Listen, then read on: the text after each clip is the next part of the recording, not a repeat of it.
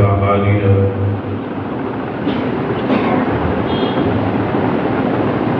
من يهد الله فلا مضل له ومن يضلل فلا هادي له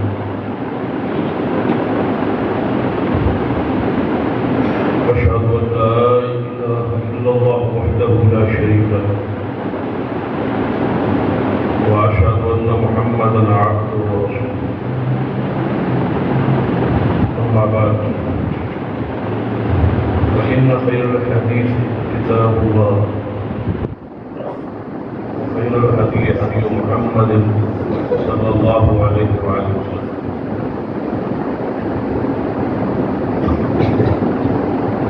وشر الأمور محدثاتها وكل محدثة بدعة وكل بدعة ضلالة أما بعد فأعوذ بالله السميع العليم من الشيطان الرجيم من همزه ونفخه ونفثه بسم الله الرحمن الرحيم وقال الرسول يا رب إن قوم اتخذوا هذا القرآن محجورا رب اشرح لي صدري ويسر لي أمري واحلل عقدة من لساني يفقهوا قولي رب زدني علما سبحان ربك رب العزة عما يصفون وسلام على المرسلين والحمد لله رب العالمين.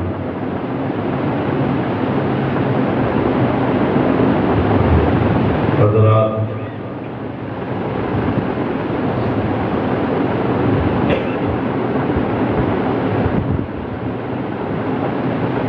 قیامت قائم ہوئے گی،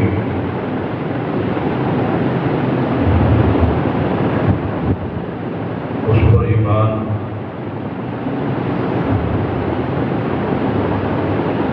واجب ہے.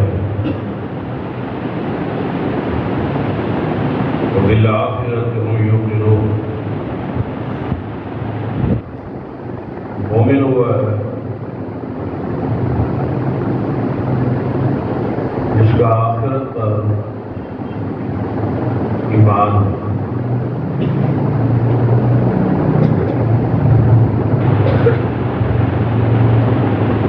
تو میدان معاشر جو کوئی انسان کے ساتھ ہوگا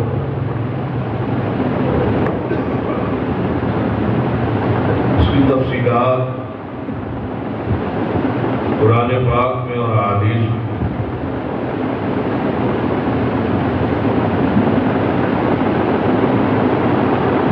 بہت ساری جگہوں پہ موجود.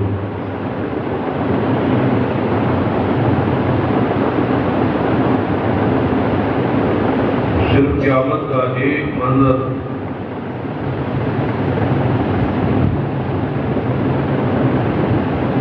ایک مقدمہ اس کا ذکر آج مقصود ہے.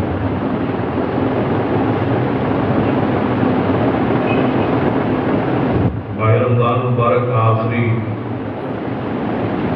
جمعہ بھی ہے اور آخری دن بھی ہے.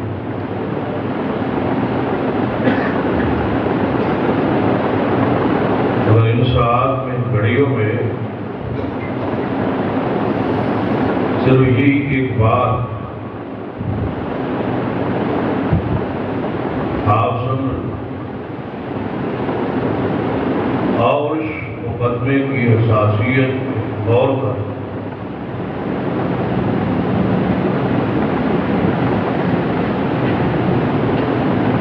وہ آدمی کی زندگی بدل. اور ماہ رمضان کا وعدہ بھی یہ آیا بھی اسی لیے تھا، روزے فرض اس لیے ہوئے، شیاطین جکڑ دیے گئے جہنم کے دروازے بند کر دیے گئے تھے اور جنت کے دروازے کھولے ہوئے. ہر بندے کے دل میں نیکی کی محبت فطرتاً پیدا کرتا ہے.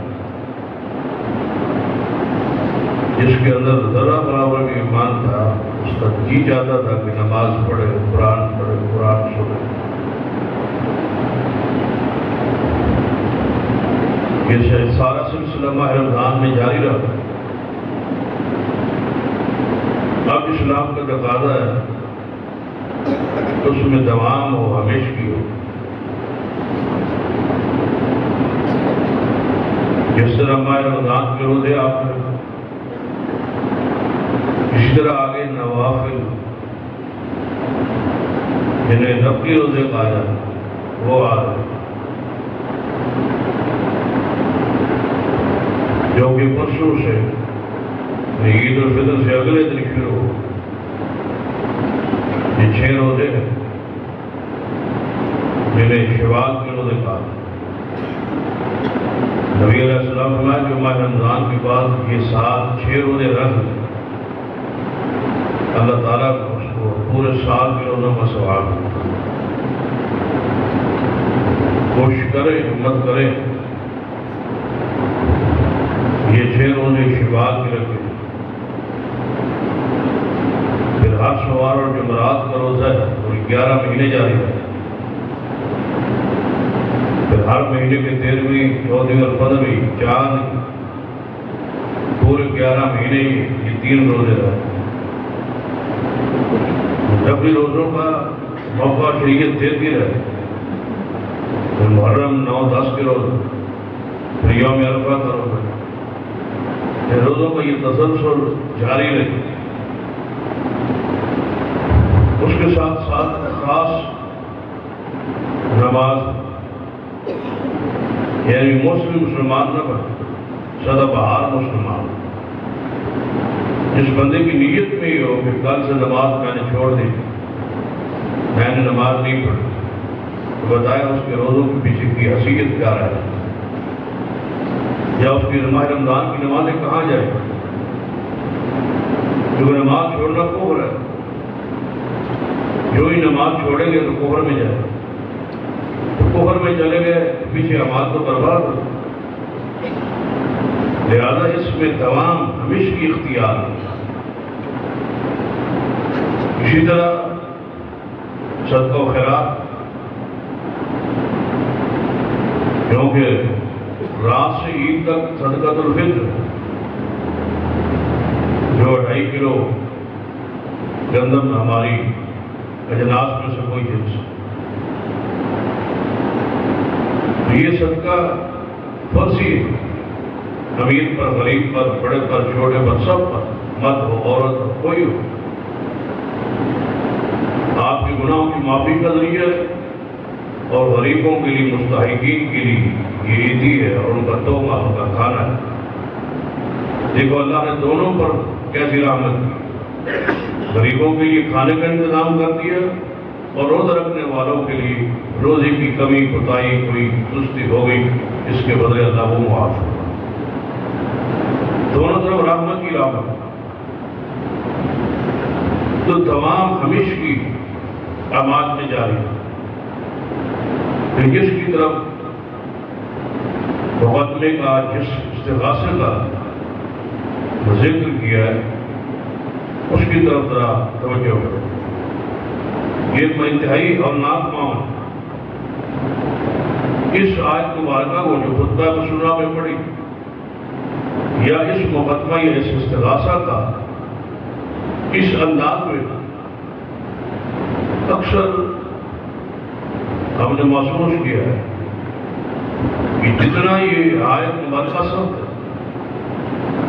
جتنی یہ آیت مبارکہ اس حوالے سے دردناک اور ہولناک، ڈرا دینے والی ہے، جو اس کی حیثیت ہے اور جو اس کے الفاظ ہے اور جو اس کا مقام ہے، جو اس کی حیثیت ہے، اس کو دیا نہیں، عوام کے دلوں میں ڈالا نہیں گیا. ہمارے دل میں یہ بات ہے کہ قیامت کا دن ہوگا اور محمد صلی اللہ علیہ وسلم سفارش فرمائیں گے شفاعت کرے، بخشے جائیں گے، اللہ تعالیٰ رحمت کر۔ اس میں کوئی شک نہیں، یہ ساری بات حق ہے، ایسا ہوگا اور انشاءاللہ ضرور ہوگا، اللہ رحمت فرمائے۔ لیکن یہ بات کا دوسرا جو پہلو اس پہ آج توجہ دلانا چاہوں۔ شاید اس سے کچھ ہمارے وجود میں، ہمارے ذہن میں، عمل میں تبدیلی آ رہی ہے۔ جب آپ کے خلاف کوئی مقدمہ دائر کرے، استغاثہ دائر کرے، تو آپ دیکھتے ہیں میرے خلاف جس نے مقدمہ دائر کیا ہے، جو مدعی ہے، وہ کون ہے، اس کی مالی ذاتی حیثیت کیا ہے، اس کی عدالت کے ساتھ تعلقات کیا ہے، اور کس نوعیت کیا ہے، اس کی بات کو سنی جاتی ہے یا نہیں سنی جاتی۔ تو بندہ ڈر جاتا ہے کہ مقدمے تو یار ہو ہی جاتے ہیں، یہ مقدمہ بڑا سخت ہے کیونکہ مدعی جو ہے وہ مضبوط ہے، اس کی بات سنی جائے، اس کے تعلقات ہیں۔ اس رنگ سے آپ اس مقدمے اور استغاثے کو دیکھیں، قیامت کا دن ہے، ساری دنیا اللہ کی عدالت میں موجود ہے، حساب و کتاب شروع ہو چکا ہے، اور یہ اعلان ہو چکا ہے کہ کسی بندے کے خلاف جس کو بھی حساب کے لیے پیش کیا جا رہا ہے، اس کے خلاف اگر کوئی میری مخلوق میں کوئی ایسا بندہ جس کے خلاف کوئی دعویٰ دائر کرنے والا ہو، اپنے حق کا متقاضی ہو، تو وہ اللہ کی عدالت میں پیش ہو سکتا ہے، اور کسی بھی بندے کے خلاف استغاثہ اور مقدمہ اور اپنا حق دینے کے لیے وہ اپنے معاملات، اپنی درخواست اللہ کے حضور پیش کر سکتے۔ فیصلہ کس نے کرنا ہے؟ اللہ نے۔ عدالت فرشتوں کے لشکر کے ساتھ اللہ کی شان کے مطابق آ چکا ہے۔ وَجَاءَ رَبُّكَ وَالْمَلَكُ صَفًّا صَفًّا، فرشتے صفیں باندھ کے کھڑے منتظر ہیں اللہ کے حکم، اس بندے کو جہنم میں لے جانا ہے یا جنت میں لے جانا، اس کا کیا فیصلہ ہونے والا ہے۔ تو ذرا ان عدالتوں سے، ان معاملات سے جو ہماری دنیا میں ان ذرا مبرہ ہو، بالا ہو کے ذرا سوچے، یہ اللہ کی عدالت ہے۔ جو عالم الغیب ہے، علیم و بذات الصدور ہے، رحمان اور رحیم بھی ہے لیکن قہار اور جبار بھی، اور انتقام پر، سزا پر پوری طرح اختیار ہے، اللہ کل شیء قدیر ہے۔ تو اللہ تعالیٰ کی عدالت میں جب دنیا کو پیش کیا جائے تو استغاثہ کے لیے اللہ کے سامنے ایک مقدمہ لائیں گے، کون؟ جناب محمد صلی اللہ علیہ وسلم، رسول اللہ خود تشریف لائے۔ اب ذرا یہاں رک کے سوچو کہ اللہ کی عدالت میں بندہ پیش، حساب کتاب شروع ہونے والا ہر بندے کا، تو جس بندے کو پیش کیا گیا اس کے خلاف اللہ کی عدالت میں اس کی ماں پیش ہوئی، اس بچے نے، اس بیٹے نے مجھ سے یہ ظلم کیا اور کیا تھا۔ عدالت اللہ کی ہے، بندے کی پیشی ہے، اور ماں آپ کے خلاف کھڑی ہے اللہ کی عدالت۔ کسی کے خلاف باپ کھڑا، کسی کے خلاف بھائی کھڑا، پڑوسی کھڑے، اولاد کھڑی ہے، بیوی کھڑی ہے۔ لیکن یہ تو نہیں ہوگا نا، یہ میرا بیٹا ہے، چلو اس نے دنیا میں جو کچھ کر لیا ہے یہاں اس کے خلاف پیش نہ ہو، ایسا نہیں ہو، پیش ہونا ہی ہونا ہے اور آپ کے خلاف لوگوں نے آنا ہی آنا۔ ہر بندے کو اپنی چاہت، اپنی خواہش ہے کہ میں بخشا جاؤں، اور جس طریقے سے بھی کوئی نیکی ملتی ہے وہ مجھے مل جائے، کہیں سے کوئی حصہ نہ ملتا ہے۔ ہر بندہ تھوڑا، ہر بندہ اس طرف میں ہے کہ کوئی اجر، کوئی ثواب، کوئی نیکی مجھے ملے، وہ باپ سے ملے اور اس کے بدلے باپ جہنم میں جائے، اس کو کوئی فکر نہیں۔ یوم یفر المرء من اخیہ وامہ وابیہ وصاحبتہ وبنیہ، اللہ فرماتا ہے کہ قیامت والے دن ہر بندہ یوم یفر المرء من اخیہ، اپنے بھائی سے، اپنے باپ سے، اپنی ماں سے، اپنی بیوی سے، اپنی اولاد سے، بچوں سے دور بھاگتا ہو۔ یہ تو کوئی محبت کی وہ سارے رشتے ختم ہو جائیں، ٹوٹ جائیں۔ ہر بندہ اس چاہت میں کہ مجھے کہیں سے کوئی چیز نصیب ہو جائے، مجھے مل جائے، اس کے بدلے کوئی پکڑا جاتا ہے، بندے کو کوئی مسئلہ نہیں۔ اگر میں یہ کہوں گا تو میرا باپ پکڑا جائے گا، میری ماں پکڑی جائے گی، میرا بھائی پکڑا جائے گا، میرا بیٹا، میری بیٹی، میری اولاد، نہیں، اس کی فکر نہیں ہے۔ فکر یہ ہے کہ رب نفسی، میری جان پر کسی طریقے جان خلاصی ہو، اور پھر اللہ کی عدالت ہے، وہاں کوئی چیز چھپی ہوئی بھی نہیں، بندہ انکار بھی نہیں کر سکتا یہ کام میں نے نہیں کیا۔ یہاں تو حلف ہو جاتا ہے، یہاں تو بندہ اسلام دیتا ہے، حلف دے دیتا ہے، حلف بن جاتا ہے، جھوٹا ہو سچا ہو، بندہ کہتا ہے کہ نہیں یہ کام تو میں نے کیا ہی۔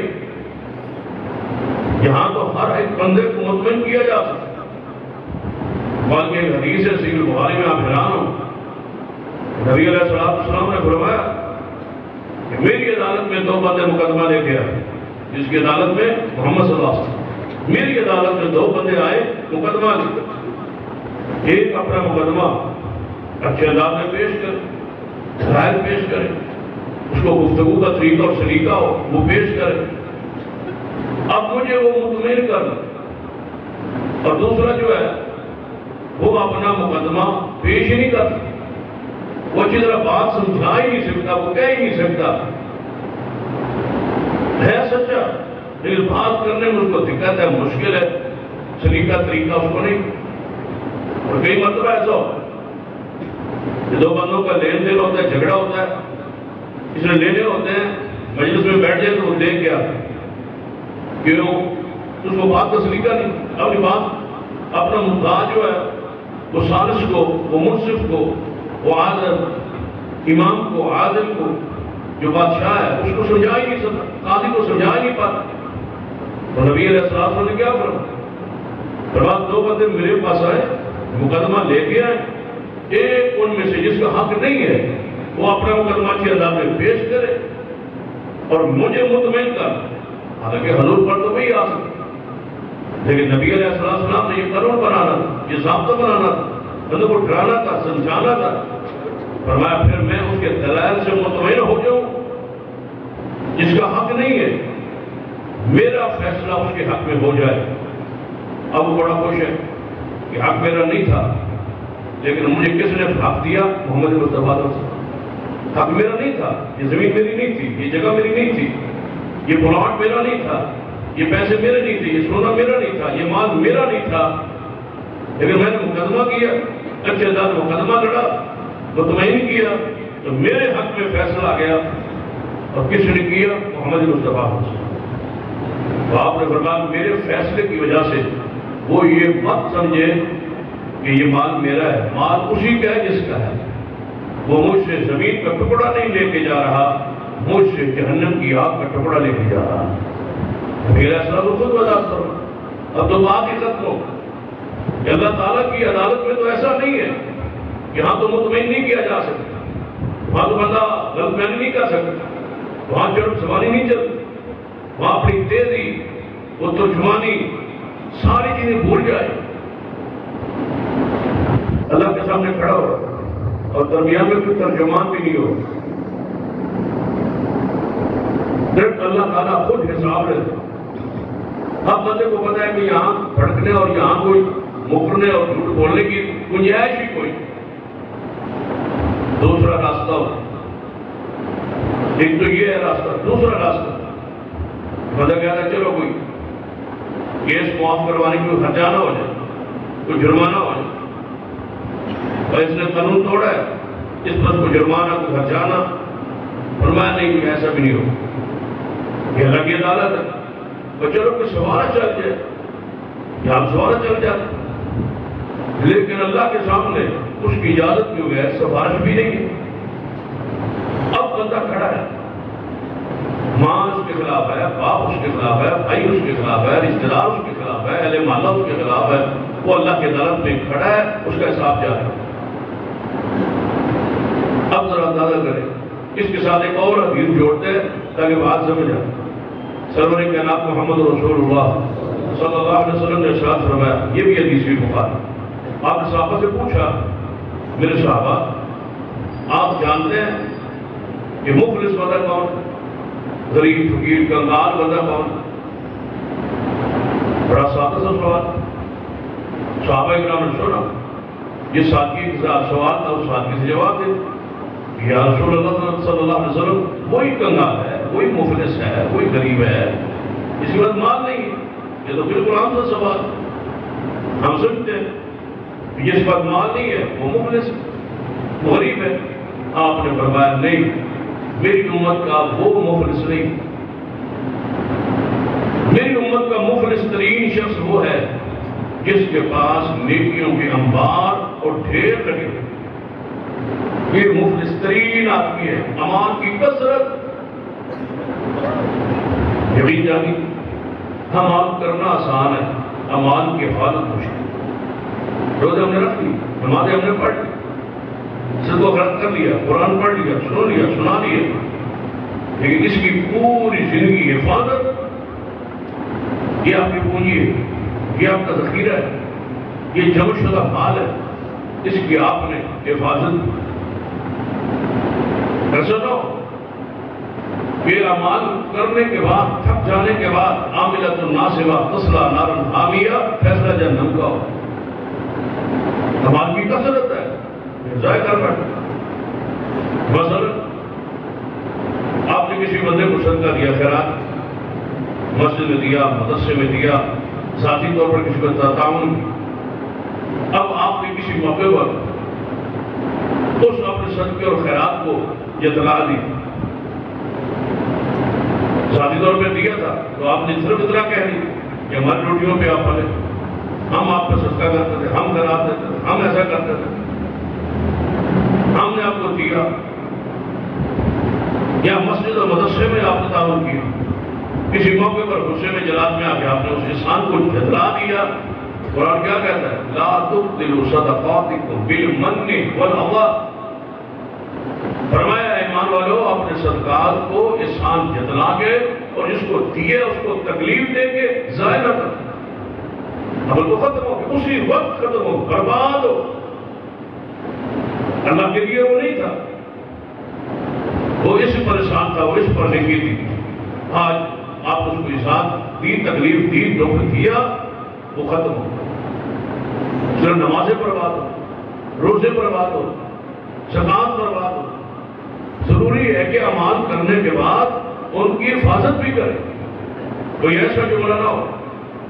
سیدنا صدیق رضی اللہ عنہ کے بارے میں آتا ہے کہ جب سیدہ کائنات اماں جی عائشہ رضی اللہ عنہ آپ پر الزام لگا تو آپ کی خالہ کا بیٹا تھا مصطح رضی اللہ عنہ صحابی رسول، یہ انتہائی قریب تھے مخلص. صلاح، ماہانہ راشن، ماہانہ خرچہ اس خالہ کے بیٹے کو حضرت صدیق دیتے. ہر مہینے راشن ان کے گھر سے آتا. جب الزام لگا سیدہ عائشہ پر، جو الزام لگانے والے لوگ تھے ان کی باتوں میں حضرت مصطح بھی آ. سیدنا مصطح نے بھی کچھ ایسی باتیں کہہ دی، ان پر بعد میں حد قذف لگی. یعنی کسی پر الزام لگانے میں بندہ شریک ہو جائے، سزا 80 کوڑا ہے. جن پر یہ سزا لگی حضرت مصطح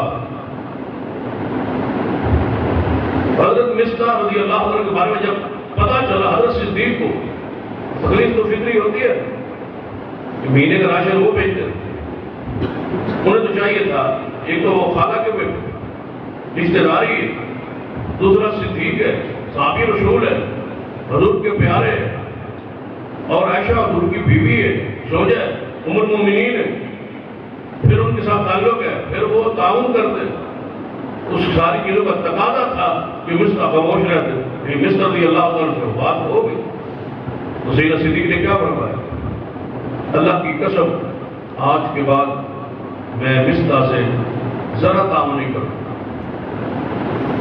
میں نہیں تعاون کروں، ہم تعاون کریں اور ہم دیں اور ہم خرچیں اور ہمارے ساتھ یہ ایسا ہو۔ یہ ہوتا ہے وہ ذاتی غصہ جو پچھلے صدقات کو برباد کرتا ہے، تباہ کرتا ہے۔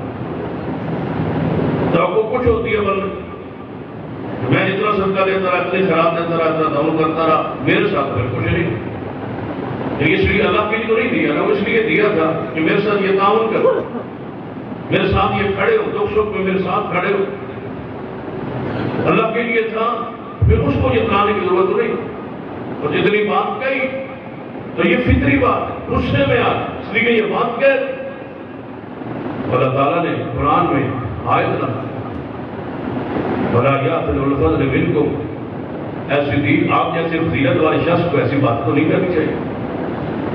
آپ نے کیا کہہ دی ہے؟ تم سے کوئی بات نہیں ہو سکتی، آپ سے کوئی ایسی بات نہیں ہو سکتی، جی میرے اللہ کیوں نہیں ہو سکتی؟ فرمایا پھر اگر تم سے کوئی ایسی خطا غلطی ہو جائے، ایسی دی تمہارا کیا خیال ہے، تم کیا چاہتے ہو، کیا تمہاری خواہش ہوگی کہ وہ تمہاری غلطی اللہ معاف کر دے؟ پھر اللہ سے معافی کے طرفدار اور خود پکڑ رہے ہو، پھر تم نے کیوں ایسے کہ ایسے کہا اور ایسے ایسے کیا؟ سیدنا صدیق نے فرمایا میں اپنی قسم کا کفارہ دیتا ہوں اور آج کے بعد اپنے خالہ کے بیٹے مصطفیٰ کو دگنا پہلے سے زیادہ صدقہ و خیرات دوں گا۔ یعنی یہاں معاملہ جو ہے اس کو سوچ، مفلس ترین بندہ کون؟ فرمایا یا رسول اللہ صلی اللہ علیہ وسلم ہمارے نزدیک کوئی ہے جس کو مال دولت پیسہ نہ ہو؟ فرمایا نہیں مفلس وہ نہیں ہے، مفلس میری امت کا وہ شخص ہے جس کے بعد نیکیوں کے انبار ہو، نیکیوں کے ڈھیر ہو۔ اب اللہ کے فضل سے آپ نیکیوں کو ڈھیر لے کے بیٹھے ہیں نا کہ پورا مہینہ گزارا ہے، رات کو جاگتے رہے، قرآن پڑھتے رہے، سنتے رہے، قیام کرتے رہے۔ ایک روزے کی قدر و قیمت کیا ہے کہ 70 سال کی مسافت تک اللہ تعالیٰ جہنم کو بندے سے دور کر دے۔ ایک روزہ رکھے 70 سال لگاتار بندہ چلتا رہے، نہ رکے نہ ٹھہرے، لگاتار جتنا بندہ صبر کرتا ہے اتنا بندے سے اللہ تعالیٰ جہنم کو دور کر دیتا ہے۔ ایک روز کے بدلے آپ تو 30 رکھ کے بیٹھے تو کتنی صبر بندہ کر لیتے۔ آج یہ اخبار پاکستان سے ایک بندہ بیت اللہ کی ذات کے لیے پیدل گیا اور 6 مہینوں کے بعد وہ پہنچ 6 مہینوں کے بعد وہ یہاں سے بیت اللہ پہنچ گیا پیدل۔ یہ مسافت بتانے کے لیے آپ کو کہا، مسافت صرف بتانے کے لیے کہا ہے، باقی اس کے جانے کی کوئی شریعت نہیں۔ یہ جان بوجھ کے دکھ اٹھانا اور جان بوجھ کے سفر پیدل کرنا یہ دنیا کے لیے ہے، جنت کے لیے نہیں، آخرت کے لیے نہیں ہے۔ اللہ تعالیٰ ان تقلبات سے پاک ہے۔ حدیث ہے نا، ضمن بات آ گئی کہ نبی علیہ السلام دیکھے بندہ پیدل جا رہا ہے، ساتھ سواری بھی ہے، جا کدھر ہے؟ بیت اللہ عمرہ کی سواری پاس ہے اور وہ پیدل جا رہا ہے۔ نبی علیہ السلام نے فرمایا اس کو کہو یہ کیا کر رہا ہے؟ سواری اس کے پاس ہے اور جہاں پیدل رہا ہے۔ بتایا گا یا رسول اللہ اس نے نظر مانی ہے کہ میں پیدل جا کے عمرہ کروں گا، یہاں سے مدینہ سے پیدل جاؤں گا مکہ تاکہ ثواب زیادہ ہو۔ نبی علیہ السلام نے فرمایا اللہ تعالیٰ کو اس تکلف کی کوئی ضرورت نہیں ہے، نیکی نہیں ملے گی، سواری ہے سواری پہ سوار ہو جائے۔ یہ جان بوجھ کے تکلف میں ڈالنا، جان بوجھ کے سواری ہے میں پیدل چل، جان بوجھ بغیر کسی وجہ کے، اس طرح ثواب زیادہ ملے گا نہیں، وہاں ملے گا جہاں حضور نے فرمایا پیدل چل کے، جہاں حضور نے فرمایا۔ نواز رسول کے اعمال کی کثرت ہے لیکن مفلس ترین آدمی وہ ہے جس کے پاس اعمال صالحہ کی ڈھیر ہو، کثرت ہو. لیکن حضور نے فرمایا قیامت کا دن ہو، اعمال کی کثرت ڈھیر ہو، لوگ حق لینے والے آ جائیں اور اس بندے کے خلاف پیش ہو جائیں کہ اس نے یہ کیا، اس نے یہ کیا، اور اس کے اعمال کو تقسیم کرنا شروع کر دیا جائے، حتیٰ کہ جب حساب ختم ہو جائے اس کے بعد ایک نیکی بھی نہ رہے کہ دوسروں کے گناہوں کا بوجھ اٹھا کے جہنم میں چلا جائے. یہ مفلس ترین شخص ہے. اب میں جس مقدمے اور جس استغاثہ کی طرف آپ کی توجہ دلانا چاہتا ہوں اس پر ہے. یہ اس پر بندہ مفلس ہے جس کے بعد اعمال کی کثرت ہے اور پیش اللہ کی عدالت میں اس کے خلاف کون آ گئے؟ ماں باپ، رشتے دار، بھائی، پڑوسی، جن جن پر ظلم زیادتی کی، جس جس کے حق کھائے وہ سارے نکل آتے. زمین تو نہیں چھپائے گی، زمین تو پھٹ جائے گی، زمین بولے گی. آج تمہیں چپ نظر آتی ہے، اس نے تو بولنا ہے. اذا زلزلت الارض زلزالها واخرجت الارض اثقالها وقال الانسان ما لها يومئذ تحدث اخبارها. بندہ کہے گا اس زمین کو کیا ہو گیا ہے، یہ تو اخبار ہی بن گئی ہے، یہ تو خبریں لا رہی ہے. بعض بندوں کو عادت ہوتی ہے نا ناشتہ اخبار سے کرتا ہے، سویرے سویرے ملک کی خبریں پتہ چل کیا ہوتا ہے، کیسا منظر ہو. لوگ یہ عام طور پر یہ لطیفہ بھی چلتا ہے، قیامت والے دن پھر اخبار چھپے گی تو پھر خبر کیا ہو، حساب کرتے ہیں لوگ. پھر آگے لطیفہ ہوتا ہے نہیں وہ قیامت والے دن چھٹی ہو اخبار کی، کیونکہ ہر عام دن چھٹی ہوتی ہے تو قیامت والے دن سے عام کون ہے، چھٹی ہو. چھٹی نہیں ہوگی، اخبار پڑھائے گا اللہ. لیکن آپ دنیا کی خبریں، لوگوں کی خبریں پڑھتے ہیں، بس اتنا فرق ہو اس دن سارا اخبار تمہاری خبروں سے بھرا ہو. اپنی خبریں پوری 70 سالہ زندگی کا ریکارڈ پھر پڑھ کے پتہ کہ لا یغادر صغیرہ ولا کبیرہ. یہ کیسی اخبار ہے جس نے نہ چھوٹی بات چھوڑی ہے نہ بڑی بات چھوڑی، سب کچھ آپ کے سامنے. ذرا توجہ کریں اس مقدمے اور استغاثہ کی طرف کہ قیامت کا دن ہے، اللہ کے عدالت میں آپ کھڑے ہیں. جس جس کے خلاف یہ دنیا پیش ہو رہی ہے وہ مفلس ترین ہے. لیکن کچھ لوگ بدنصیب ایسے ہوں،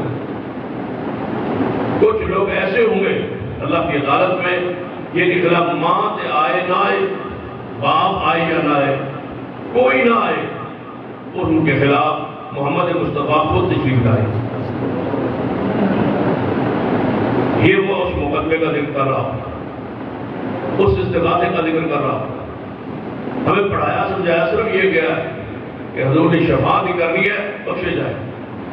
کہ یاد رکھیے حضور نے شفاعت کرنی ہے اور وہ حق ہے، لیکن حضور نے شکایت بھی کرنی ہے، استغاثہ بھی کرنا ہے، مقدمہ دائر کروانا ہے، خود پیش ہو تشریف لانا ہے اللہ کی عدالت میں. آپ کے خلاف حضور نے بولنا ہے. اس کا ذکر قرآن. شفاعت تو ہوگی نا اجازت کے ساتھ، اللہ اجازت دے گا. اس کے حق میں آپ شفاعت کر سکتے ہیں، آپ کریں، تو اللہ اجازت دے گا تو حضور بولیں گے. لیکن یہ اعلان عام ہوگا کہ جس کے خلاف جس ہستی، جس شخصیت، جس بندے کو کوئی اعتراض ہے وہ اللہ کی عدالت میں پیش کرے. اعلان عام ہوگا اور بندہ دیکھ رہا ہوگا کہ میں اللہ کے عدالت میں کھڑا ہوں، میرے خلاف اس پوری دنیا سے کون آتا ہے. بتاؤ اس کی حالت کیا ہوگی جب محمد مصطفیٰ آگے تشریف لائے.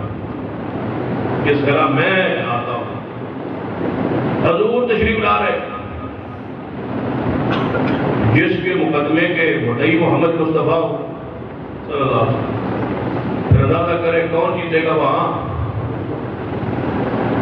جیت کس کی ہوگی. آپ محمد مصطفیٰ کے خلاف وہاں بول سکتے ہیں؟ آپ کی کوئی حیثیت ہے؟ حضور تشریف لائیں گے اور بولیں گے اور فرمائیں گے قرآن کے الفاظ میں. وقال الرسول، فرمائیں گے اللہ کے رسول صلی اللہ علیہ وسلم. وقال الرسول یا ربی، فرمائیں گے اللہ کے رسول اے میرے رب، ان قوم اتخذوا هذا القرآن مہجورا. اے اللہ میں آج محمد شکایت کرنے آیا ہوں، کس میری امت، کس گروہ، ان بندوں نے میرے قرآن کو چھوڑ دیا، ان سے ذرا پوچھ، قرآن سے یہ دور کیوں تھے، قرآن کیوں چھوڑا؟ بس یہ جواب دینا پڑے گا، حضور آپ کے خلاف کھڑے ہوں گے، شکایت درج ہوگی، مقدمہ دائر ہوگا، استغاثہ دائر ہوگا کہ ان لوگوں نے قرآن کو چھوڑا۔ اب آپ میں ہم نے تو قرآن کو نہیں چھوڑا، ہم تو بچ گئے، ہم تو اس مقدمے میں نہیں، ہمارے خلاف یہ استغاثہ نہیں ہے، ہمارے خلاف رسول اللہ صلی اللہ علیہ وسلم تشریف نہیں لائے، ہم تو قرآن پڑھا ہے۔ امام ابن قیم رحمہ اللہ دیگر محدثین نے 5 طریقوں سے اجران کو بیان، محجورہ، اجران، کہ قرآن پاک کے 5 اجران ہیں، 5 طریقے ہیں جن سے قرآن کو چھوڑا جاتا ہے، اور اگر یہ 5 اجران پورے نہ ہوئے تو محمد مصطفیٰ آپ کے خلاف۔ اگر یہ 5 اجران آپ کے عمل میں ہو گئے تو حضور آپ کے خلاف، اگر 5 یہ اجران سے آپ محفوظ ہیں تو اللہ کا شکر ہے، حضور شفاعت کریں، اور یہ 5 اجران آپ میں موجود ہے پھر حضور آپ کے خلاف، پھر مدعی رسول اللہ ہے۔ پہلا حج، اس قرآن کو قرآن ہی نہ مان، یہ پہلا حج۔ اس قرآن کے بارے میں یہ کہنا کہ ہو سکتا ہے یہ اللہ کتاب نہ ہو سکتا ہے اس میں تغیر تبدل ہو گیا ہو، اور ایسا گروہ دنیا میں موجود ہے کہ اس قرآن کو محفوظ نہیں جانتا اور قرآن حفظ بھی نہیں کرتا، کسی وجہ سے نہیں کرتا کہ یہ وہ قرآن نہیں ہے جو اللہ نازل کیا، اور کہتے ہیں کہ اس میں بعض صحابہ نے آیات جو ہے بڑھا دی ہے، بعض نے گھٹا دی، بلکہ کہتے ہیں کہ سیدنا عثمان رضی اللہ عنہ کی بکری تھی وہ قرآن کا پورا پارا کھا گئی۔ یہ قصہ تو نہیں بیان کر رہا، کہانی تو نہیں بیان کر رہا، یہ دلیل، یہ بات موجود ہے، سیدنا عثمان کی بکری قرآن کھا گئی۔ پتوں پہ لکھا ہوا تھا، بکری آئی اور کھا گئی، تو قرآن پاک تو وہ ہمارا تو بکری کے اندر چلا، پیچھے اور وہ بڑا قرآن ہے جس کی تو 6666 آیات کہی جاتی ہے، اس کی 17 آیات ہے، اور بڑا لمبا ہے اور بڑا چوڑا ہے، 70 ہاتھ اور گز لمبا ہے، 17,000 آیات جو اس پر پوری کتابیں موجود۔ لیکن آج جو صرف وہ حجران جس کے خلاف حضور تشریف لا رہے ہیں، حضور پیش ہو رہے ہیں، حضور فرما رہے ہیں، ان لوگوں نے میرے قرآن کو چھوڑا ہے۔ وہ چھوڑنا کیا ہے؟ سب سے پہلا حجران یہ ہے کہ قرآن پر ایمان ہی نہ لا، یہ قرآن ہے ہی نہیں، اور کافر کہتے تھے یہ پہلے لوگوں کی کہانیاں بیان کرتا ہے، یہ کون سا قرآن؟ اس میں کیا ہے؟ موسیٰ علیہ السلام کی کہانی ہے، یوسف علیہ السلام کا واقعہ ہے، ابراہیم علیہ السلام کا واقعہ ہے، اللہ اساطیر الاولین، یہ پہلے لوگوں کی کہانیاں کس سے بیان کر رہا ہے؟ یہ کوئی قرآن ہے نہ؟ کبھی کہتے تھے یہ شاعر ہے اور یہ خود بنا رہے، یہ اللہ کی طرف سے نازل شدہ نہیں۔ یاد رکھیے قرآن پاک پر ایمان بنیاد ہے، ایمان۔ قرآن نے کیا فرمایا؟ وَالَّذِينَ يُؤْمِنُونَ بِمَا أُنزِلَ إِلَيْكَ وَمَا أُنزِلَ مِن قَبْلِكَ، مومن وہ ہے جو کچھ محمد مصطفیٰ پر نازل ہوا اس پر مانے، ایمان لائے۔ ہمارا ایمان ہے کہ یہ سارا قرآن منزل من اللہ، اور ہمارا ایمان ہے إِنَّا نَحْنُ نَزَّلْنَا الذِّكْرَ وَإِنَّا لَهُ لَحَافِظُونَ، ہمارا ایمان ہے اس کی ایک شرط اور مد میں بھی فرق نہیں آیا، جیسے محمد مصطفیٰ کے سینے پہ اترا ویسے آج تک قرآن پاک محفوظ موجود۔ یہ مسلمانوں کا اتفاقی عقیدہ ہے، اس پر ہم متفق ہیں، اور پوری دنیا میں، اور اس کی معجزہ دیکھ لیں، کہ پوری دنیا میں جتنے حفاظ قرآن ہیں سب کو اکٹھا کر لیں، ایک حرف کا بھی فرق نہیں۔ دنیا الگ ہو، ملک الگ ہوگا، زبان الگ ہوگی، ثقافت الگ ہوگی، لیکن قرآن کی عبادت میں، قرآن کے متن میں، لفظ میں، زبر زیر پیش میں فرق نہیں ہوگا، چاہے دنیا کی جس کونے میں کوئی مسلمان رہتا ہے، کسی قرآن کا حافظ، چھوٹا سا بچہ ہوتا، بڑا ہوتا، یہی قرآن ہے اور یہی محفوظ، اور اس کا محافظ اللہ ہے۔ ہمارا اس پر ایمان ہے، اللہ کی رحمت سے ہم اس پہلے حجران سے محفوظ ہیں، ہمارا ایمان ہے کہ یہ اللہ کا قرآن ہے۔ وقال الرسول یا رب ان قوم اتخذوا هذا القرآن مہجورا، یہ استغاثی کی عبارت ہے، متن ہے۔ حضور یہ فرمائے، پوری FIR جو درج ہو رہی ہے نا آپ کے خلاف، ہمارے خلاف، پوری دنیا کے خلاف جو حضور دائر کروا رہے ہیں، اس کا متن صرف یہ ہے، وقال الرسول یا رب ان قوم اتخذوا هذا القرآن مہجورا، اس میری قوم، ان بندوں نے قرآن کو چھوڑا تھا، اس ان سے پوچھ ہے اللہ کہ انہوں نے میرے قرآن کو چھوڑا۔ بس وہ حجران کیا ہے؟ دوسرا کہ قرآن پاک کا ادب، احترام اور اکرام نہ کر، یہ تو ہے ایمان، ہم نے یہ کر لیا۔ اس وقت ہم میں سے کوئی بندہ ایسا یہاں نہیں بیٹھا جو اس پر ایمان نہ رکھتا۔ ایمان ہے، اب دوسرا درجہ، دوسرا حجران، کہ قرآن پر ایمان کے ساتھ ساتھ اس کا ادب اور احترام۔ احترام یہ ہے کہ اس کو اونچی جگہ پہ رکھا ہے، بلند جگہ پہ رکھا ہے، پقیدہ جگہ پہ رکھا ہے، ادب احترام اکرام سے اس کو اٹھایا ہے۔ آپ دیکھتے ہیں نا کہ جب بچہ سویرے مسجد کی طرف یا شام کو مسجد کی طرف پڑھنے آتا ہے، پارا اس کے پاس ہوتا ہے یا قرآن پاک اس کے پاس ہوتا ہے، تو وہ کہاں لگاتا ہے؟ سینے کو۔ اور جب سکول جاتا ہے پھر کتابیں دیکھتے ہیں کہاں ہوتی ہیں، سویرے کالج کا بستہ کہاں ہوتا ہے، سکول کا بستہ کہاں ہوتا ہے؟ وہ پیٹھ کے پیچھے ہوتا ہے، اور قرآن کہاں ہوتا ہے؟ سینے کے ساتھ۔ یہی فرق ہے آخرت کا اور دنیا کا، یہی فرق ہے قرآن کا اور دوسری کتابوں کا۔ وہ پیٹھ پر لدی ہوئی اور یہ سینے پر سجا ہوا ہے قرآن۔ ایک حدیث ہے سیدنا امیر معاویہ رضی اللہ عنہ،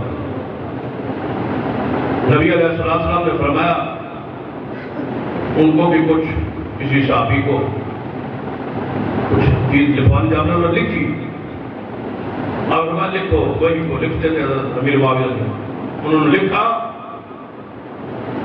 تو نبی علیہ السلام نے فرمایا کیا لکھا ہے؟ فرمایا یا رسول اللہ جو آپ نے فرمایا بس میں نے وہی لکھا ہے۔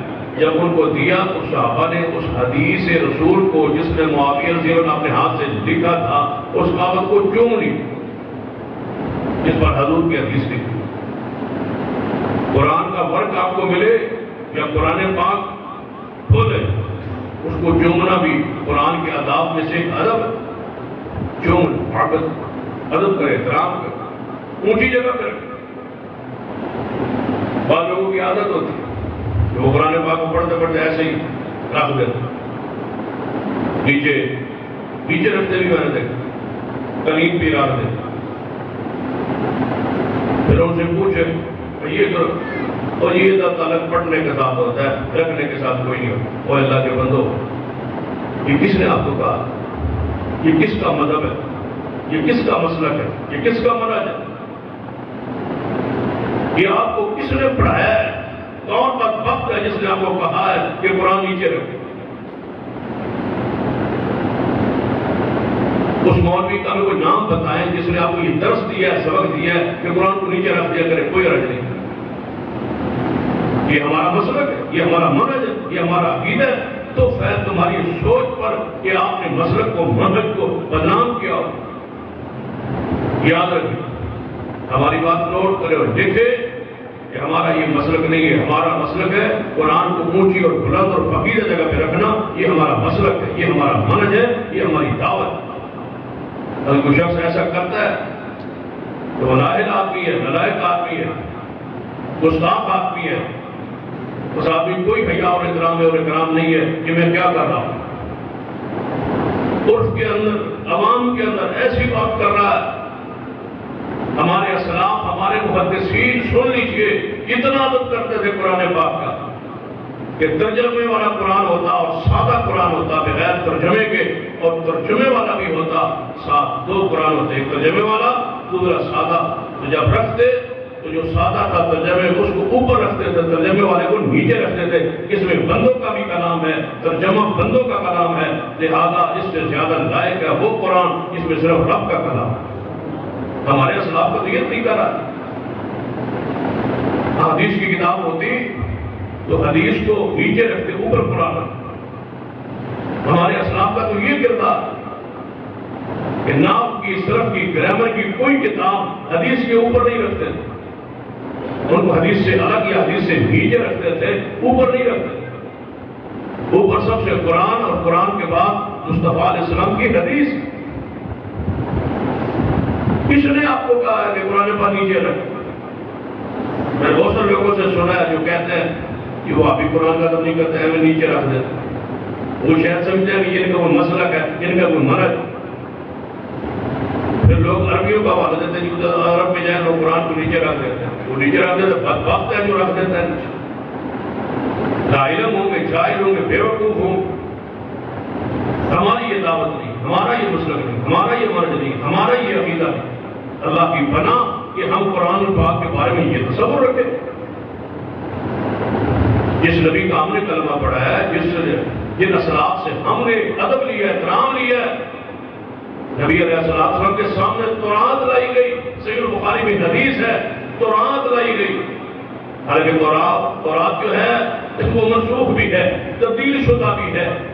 تبدیل کا معنی یہ نہیں ہے کہ ساری کی ساری بدلے گئی ہے. کچھ آیات تو ہے نا اس میں صحیح، حق بھی ہے، صحیح بھی ہے، کچھ بدل دی گئی ہے. اور قرآن میں ہے تورات بدل دی گئی ہے، لیکن ساری کی ساری تو نہیں نہ بدل. کچھ آیات موجود ہے، کچھ بدل دی گئی ہے. جب حضور کے سامنے لائی گئی تورات، یہ تورات ہے، نبی علیہ السلام کے پیچھے تکیہ مبارک پڑا تھا. حضور نے تکیہ آگے اٹھا کے رکھا، خود اس کے اوپر تورات کو رکھا. صحابہ دیکھ رہے تھے کہ حضور تورات کو بھی اونچی جگہ پہ رکھا. جس نبی کا ہم نے کلمہ پڑھا ہے وہ تو قرآن کا احترام کرتے ہیں. قرآن کا زیادہ لائق ہے کہ قرآن کا احترام. کیوں ہے قرآن سے محبت. ایک اور حدیث میں بھی ہے کہ نبی علیہ السلام نے ایک حدیث لکھ کے دی. کسی دوسرے ملک میں وہ صحابی جا رہے، حضور سے کچھ احکامات لکھوائے، مسائل لکھوائے، کچھ عقائد لکھوائے، کوئی گورنر کے لیے احکامات لکھوائے، وہاں کیسے کیسے جا کے پیغام دے گئے لکھوائے. حضور نے لکھوا کے دیے تو صحابی نے جب اس کو دیکھا کہ یہ حضور کی حدیث اور حضور کی طرف سے یہ تحریر ہے، اس کو چوما حدیث کو اور اپنی پگڑی کے اندر رکھ لیا، باندھ دیا. صحابہ حدیث کو سر پہ رکھ رہے ہیں اور تم قرآن کو نیچے رکھتے ہو. ہمارا مسلک اور منہج عقیدہ نہیں ہے، معذرت کے ساتھ. حضور علیہ السلام کے عرف کا بھی خیال رکھا ہے، کم از کم عرف کا ہی خیال ہے. بعض لوگ ہمارے ہوتے ہیں وہ جان بوجھ کے قرآن پاک کو پیٹ کرتے قرآن پاک جان بوجھ. اس میں کوئی رہ نہیں ہے. قرآن پاک کو پیٹ بھی کیوں جی عمل والی پیٹ نہیں کرنی چاہیے. میں مانتا ہوں ان آیات کا یہی معنی ہے جو کہا جاتا ہے، کیا جاتا ہے کہ پیٹ عمل کی ہو. لیکن یہ آپ کو کسی نے کہا کہ جان بوجھ کے آپ پیٹ کریں بیٹھے، کوئی رہ نہیں. کیا آپ عورت کا نہیں خیال رکھیں؟ قرآن پاک کا قرآن کیا کہتا ہے؟ اس کو پیٹ کے پیچھے کافر پھینک دیتے تھے. قرآن پاک یعنی پیٹ کے پیچھے کتاب اللہ کو پھینکنا یہ ان کا کام. کہتے ہیں اس کا معنی عمل ہے. میں سمجھتا ہوں اس کا معنی عمل ہے. جب قرآن کہتا ہے پیٹ کے پیچھے اللہ کی کتاب کو نہ ڈال رکھو تو آپ کون ہوتے ہیں؟ اس کے ذہنی میلے کو بھی کوئی اگر دیتا ہے، ادب احترام کرتا ہے، اس کو کیوں نہیں کرنا؟ ان چیزوں نے منہج کو نقصان پہنچایا. نبی علیہ السلام نے کیا فرمایا؟ فرمایا میرا دل کرتا ہے عائشہ صدیقہ رضی اللہ تعالیٰ سے میرا جی چاہتا ہے میں بیت اللہ کو گرا دوں، اور گرا کے ابراہیم علیہ السلام کی بنیادوں پر آج جو جائے نا وہ حتیم جو بیت اللہ کے ساتھ جگہ ہے جس کا طواف ہوتا ہے، اس پر چھت نہیں ہے، اس کو حتیم کہتے ہیں. اس کے اندر لوگ جا کے نفل پڑھتے ہیں. یہ بیت اللہ کا حصہ، اس کا طواف ہوتا ہے. حضور چاہتے تھے کہ یہ بھی عمارت کے اندر آ جائے، لیکن حضور نے فرمایا میں عرف کا خیال رکھتا ہوں، نئے نئے لوگ مسلمان ہیں، یہ کہیں گے کہ کیسا نبی ہے جس نے آدھی بیت اللہ کو گرا دیا ہے، میں اس بنیادوں پہ نہیں بناتا، میں چپ رہتا ہوں، خاموش رہتا ہوں، صرف لوگوں کے ماحول کی خراب نہ ہو جائے، حضور عرف کا خیال رکھ اور آپ ہر ایسا کام کرتے ہیں جس سے مسلک کو، منہج کو، عقیدے کو نقصان پہنچے، اور جان بوجھ کر شرارت کے طور پر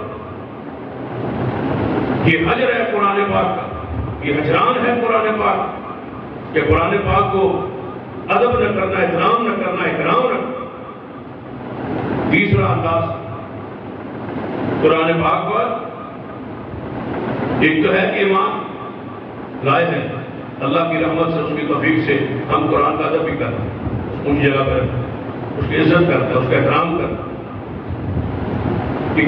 ہیں، مٹی سے، گرد سے، غبار سے اس کو بچاتے ہیں، غلاف اس پر چڑھاتے ہیں، اس کا ادب احترام اکرام ہمارے دل میں اور ایمان میں ہے۔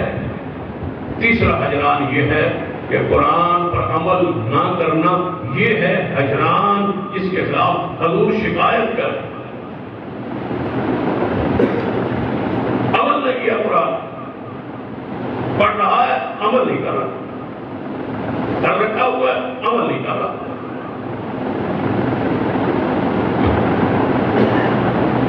سارا کچھ لیکن عمل قرآن پر نہیں ہے، تو یہ اصل حجران ہے۔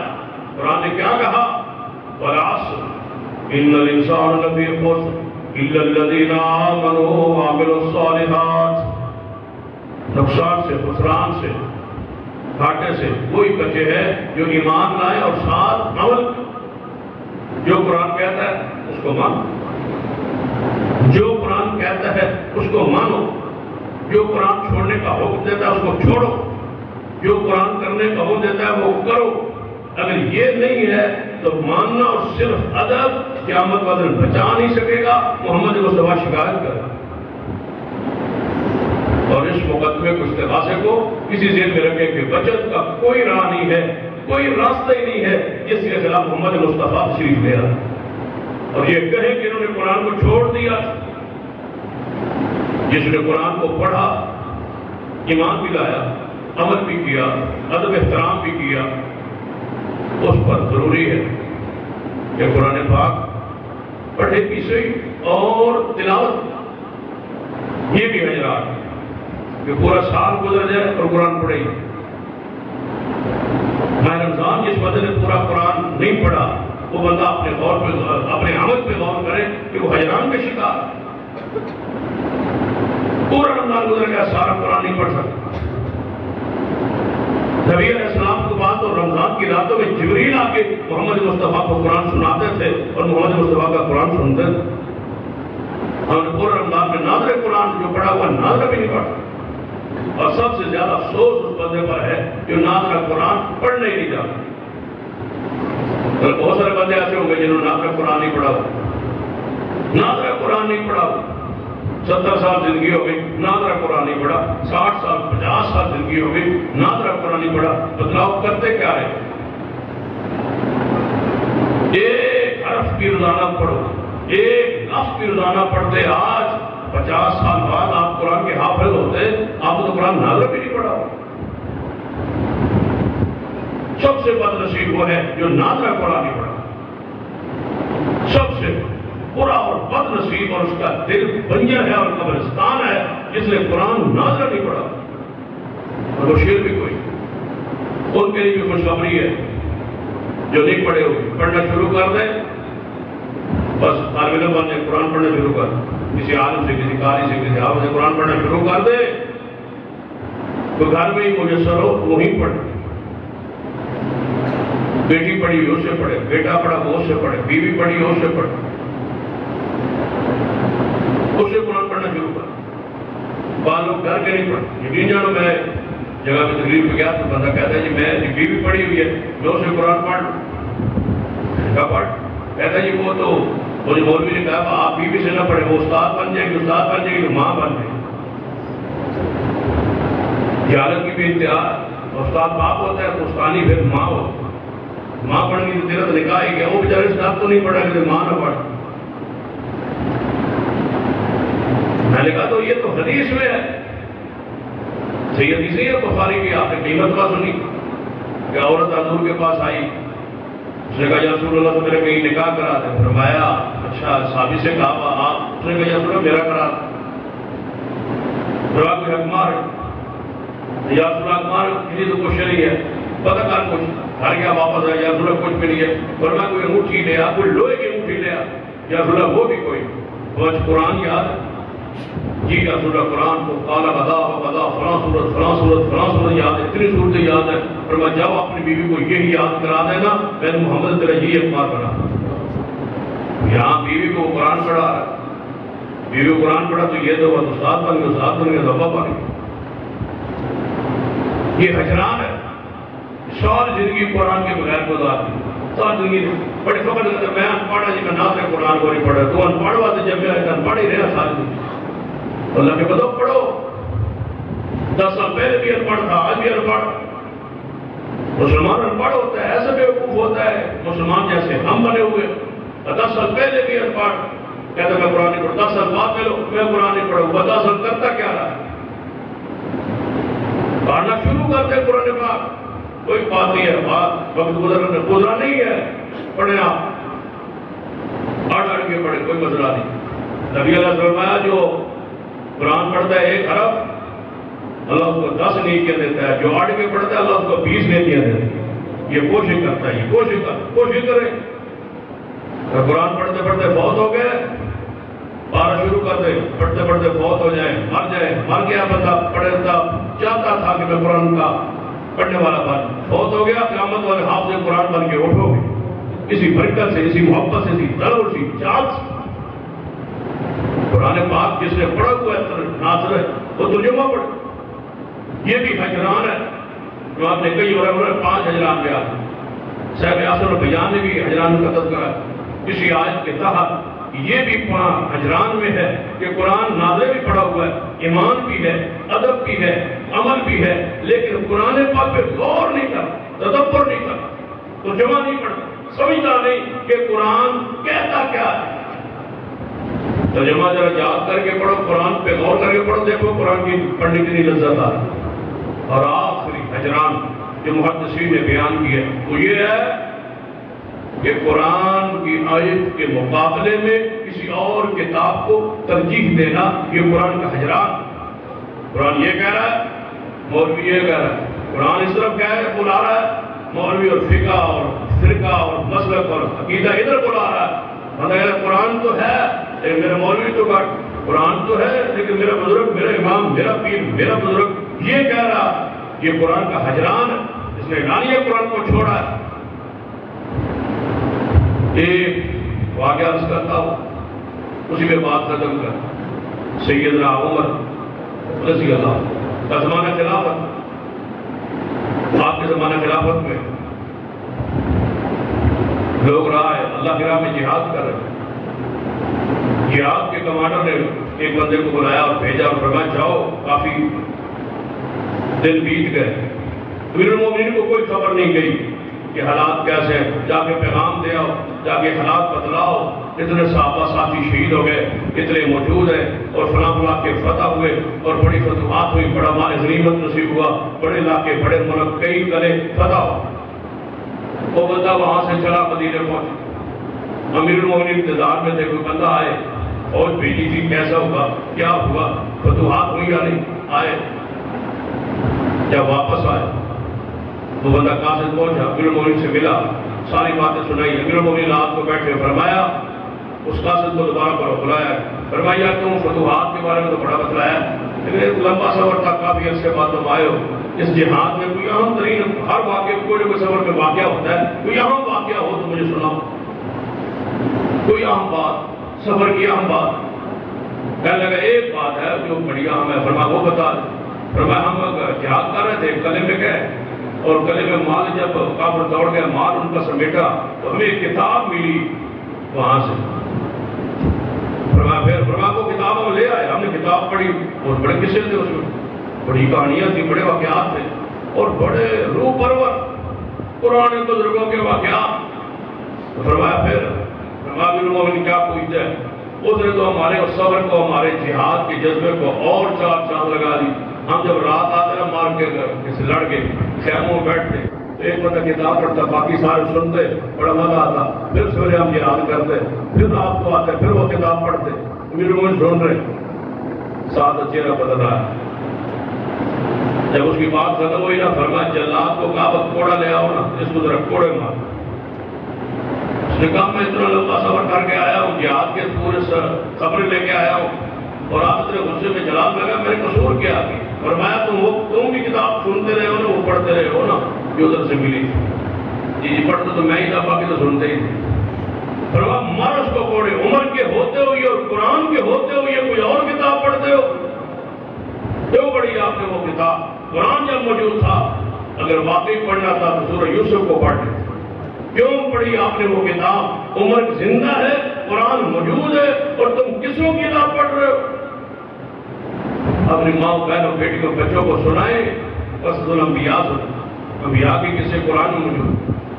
सूरह यूसुफ से प्यारा अदब वाला किस्सा कौन सा हो? जिस पहलू को खोले सूरह काफ को पढ़े, कितने वाक़यात कुरान में, अहदीस में मौजूद है। हम कोई मोहताज है किसी और किताब? कुरान मौजूद है, हदीस मौजूद है। ये हजरान है कि कुरान तो है लेकिन पढ़ते नहीं, कुरान तो है लेकिन मानते दूसरी की बातों को, कुरान को छोड़, ये हजरान है। और उसके खिलाफ रसूल इस्तिग़ासा करके शिकायत करें, बच जाइए मुस्तफ़ा की शिकायत से। अल्लाह हमें अमल की तौफीक। अक़ूलु क़ौली हाज़ा व अस्तग़फ़िरुल्लाह ली व लकुम व लिसाइरिल मुस्लिमीन व आख़िरु दअवाना अल्हम्दुलिल्लाह।